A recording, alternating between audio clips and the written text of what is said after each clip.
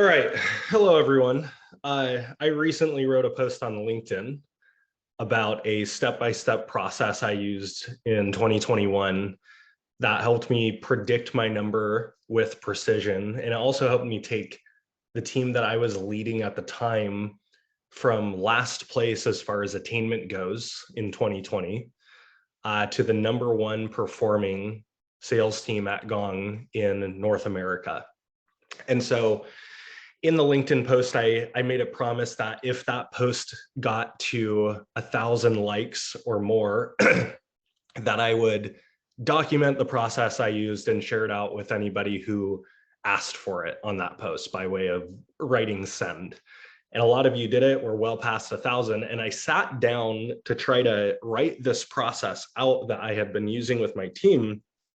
And I figured as I was writing, it's probably far easier for me to try to explain the process via recorded video like I'm doing right now, rather than writing it out, which probably could have ended up turning into like a mini ebook or something like that. So this is very unscripted, right? So bear with me as I try to explain how this process works. But let me start by trying to frame the problem it's intended to solve.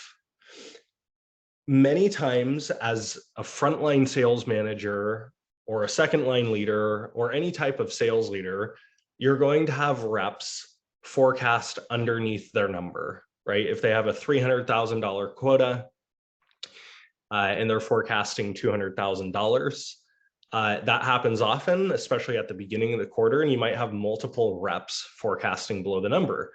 And so what often happens is the frontline manager or the sales leader creates an action plan to make up for the gap themselves, but that's totally unscalable, right? Like you're one person, you've got 7, 8, if you're a director or second line leader, you've probably got dozens of people underneath you. You can't solve everybody's problems. So this process is designed to push the burden of solving an under forecast down to the rep level so that you can scale, right? So there's a couple things that make this forecast or this process work. #1, I'm assuming you already have some sort of weekly forecast review with your reps. Okay, that could be done in one-on-ones, that could be done in a team setting.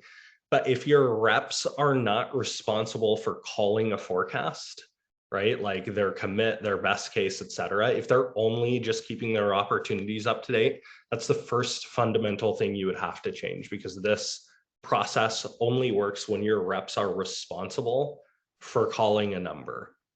Okay, and here's how it works.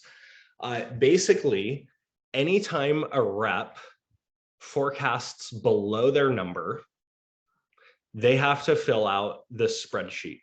And I already know it's going through your mind, you know, why wouldn't a rep just forecast above their number to get the sales manager off of his or her ass? And I'll come back to that toward the end. There's basically two positively conflicting forces you use in this process. But we're going to start with the first premise. A rep is forecasting underneath his or her number. They are now required to fill out this action plan document by the end of the week. So like, let's say it's Monday, by Friday, they've got to have this in to their manager then turns it into their director. By the way, the director is usually the person where this process lives and dies. That person has the power to enforce it. So let's say we have a rep, they've got a $300,000 quota. You can see that right here. And when you take all of their deals that they've both won and deals that they're forecasting, in this case commit, they add up to $250,000. Okay, so that person has a $50,000 gap or $50,000 gap to hitting their number. Between all the deals they've closed and all the deals they're forecasting, they're still short by $50,000. That's what this cell is aimed to do, is show you how big their shortfall is if they have one. And then the final thing that spits out is, if that happens, we then required the rep to go find 3x their gap in either net new pipeline or expanding existing deals to be bigger, right? So they have a deal, they expand it in scope by 50,000, that counts by 50,000 bucks. So what I'm asking the rep to do in this case, in fact, I'm going to navigate over to Sarah. Like this is a fake example. They now have to go list out all the deals or accounts where they're going to go find new pipeline. They're going to write in the amount of pipeline they can find. And then they're going to write a simple action plan for going to find that pipeline and turning unforecastable revenue into forecastable revenue. And now this becomes the backdrop for the one-on-one between that rep and manager, right? So in this case, Sarah has a $50,000 forecasted shortfall. That means we're asking her to go find $150,000 in additional pipeline. And here's how she's going to do it. She has Jubatu Networks. Looks like it's an active deal mid-stage. She's selling to the VP of sales, and she's going to try to make that deal bigger by adding the customer success organization to that deal. That should give her another $25,000 if she can make that happen. The second one, sweet company names here, right? Doghouse. This is not an active deal, but it's a tier 1 account of hers. By all estimates, she thinks she can find another $100,000 if she prospects into it. And she also happened to find out that we have mutual investors. So she's going to ask our CEO for a board member introduction, right? It probably took her some time to find that out. So that's her action plan. That's her next step. And then finally, Zero Skateboards. She has another mid-sized deal, mid-cycle deal rather, worth $25,000. It looks like she's already forecasting it as best case. And so now her task is to turn this best case deal into a commit deal, right? And the way she's going to do that is by multi-threading with a specific group of people that I'm sure she agreed on with her manager were the right people. So part of the point of this is not just brute force pipeline generation, right? There's only one account in this case that was net new pipeline generation, although that is part of it. There's 2 other methods to finding more pipeline here. There is expanding the scope of existing deals, as she's done with Jubatu Networks. And then there is turning best case deals into commit deals. So let me just back up one more time and summarize the situation before we get into the last piece, which is arguably the most important piece of this. Sarah, we're at the beginning of the quarter, or maybe it doesn't even matter where in the quarter we're somewhere in the quarter. She has a $300,000 quota. Between all of her deals that are closed and committed, they only add up to 250,000 bucks. That means she is forecasting a $50,000 shortfall. And that means we're asking her to go find $150,000 worth of new pipeline or best case pipeline that can be turned into commit or expanded deal size. Now, here's the rub.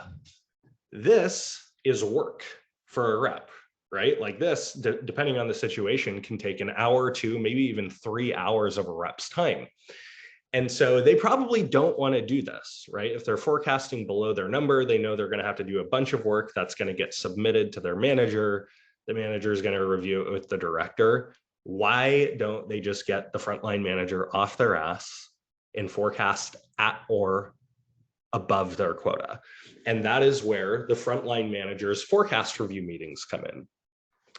What makes this entire process work is the frontline manager has override authority on how specific deals are forecasted.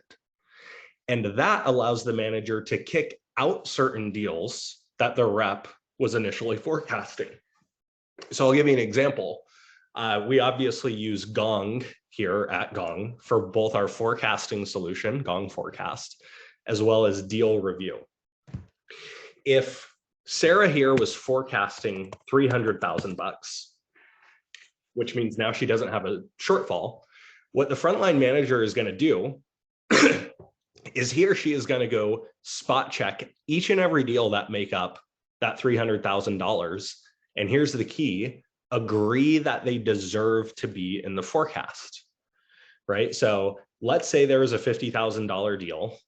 that we're reviewing, and we find that it's single threaded, or the quantifiable business pain is not very strong, right? It's not something that inspires urgency, or we don't have access to the economic buyer, or the rep doesn't know who the economic buyer is. There's some sort of red flag that would make this deal probably not worthy of being in commit.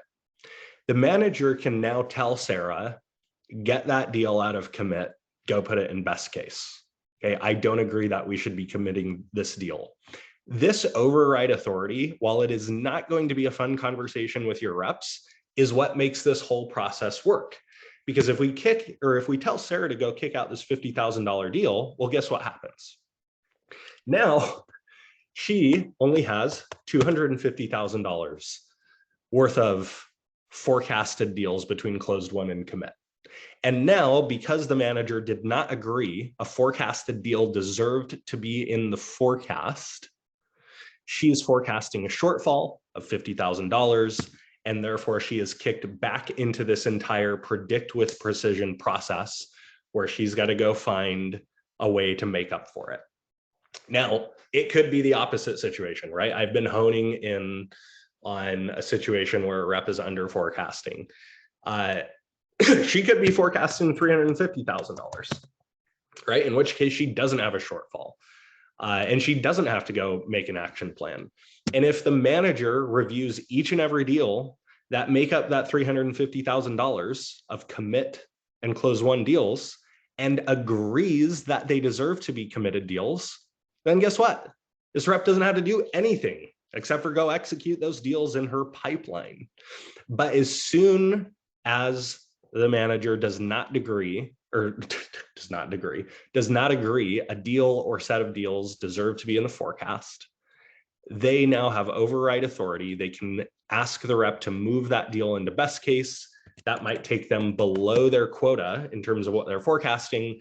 And then once again, force them, quote unquote, God, I sound like a devilish sales leader, but this is part of pipeline management discipline and rigor. This is what works. This is what worked for my team. It forces the rep back into this process, forces them to go find additional pipeline, either net new pipeline, expanding the scope of deals, or moving best case deals into commit deals. Now, the final thing that makes this all work is as your reps fill out these action plans, the director should then have a group meeting with his or her frontline managers, and the frontline managers should be quickly reviewing these action plans from each rep. So in this way, the director becomes the accountability linchpin. So the way I did that is, you can see this is obviously just like a templated spreadsheet, but I would have a different sheet for each of my reps, or more accurately, my frontline managers would have a different sheet for each of their reps. So they'd probably have like 8 of these sheets. And each frontline manager would present this to me on a weekly basis, right? I would have a 30-minute meeting with each of my frontline managers on Mondays. Following the Friday that reps were required to update this, and I would make sure everybody was doing this. And I was kind of a stickler about it, right? Like at the beginning, there was some very, very mild kicking and screaming. Eventually, as people learn that a process is not going away and you're going to be stubborn about it, they eventually, just accept it as a fact of life. And that is when the predictability and the rigor and the discipline of pipeline management really come into play. So let me know if this video explained enough of what you were hoping for. Like I said, I started to write this in like a blog post or just a Google Doc, and I felt like it was just going to be way too long. And I'm kind of ad-libbing here, so I'm really hoping I didn't like skim over anything important. But this is the process I used, right? It's not rocket science. And of course, there's more to it than this because we were living in Gong, right? We were looking at their forecasts and we were looking at the deals they had in commit and most likely in best case within the Gong deal boards. And then I would put authority onto my frontline managers' shoulders to override deals, right? So if a rep was forecasting at or above their number, now it was their responsibility to defend their forecast to their manager. And if their manager didn't agree, they could ask that rep to move their forecasted deals to best case, which in our vernacular is unforecasted. And now they've got to come up with this action plan. And this happens every week. You repeat this every week. And eventually you are cascading predictable revenue down to your reps' shoulders. If you're a second line leader, you're cascading it down to your frontline manager's shoulders. And don't expect dramatic changes in your business after the first few weeks, because that's when you're calibrating, that's when you're getting your bearings. But after weeks, months, and quarters of doing this, that is when the predictability really, really starts to shine. So I hope this was helpful. It's a very simple process. It's not rocket science. The key to making it work is the discipline to stick to it. And again, the principles are, if you're forecasting below your number, you got to make an action plan. If you're forecasting at or above your number, you've got to prove that those deals deserve to be there. If they don't, go back to step one. All right. Thanks, everybody. Let me know if you need more. I'm happy to continue explaining. Like I said, I feel like I probably missed something when it came to this explanation, but hopefully this was helpful, and hit me up on LinkedIn if you have any questions.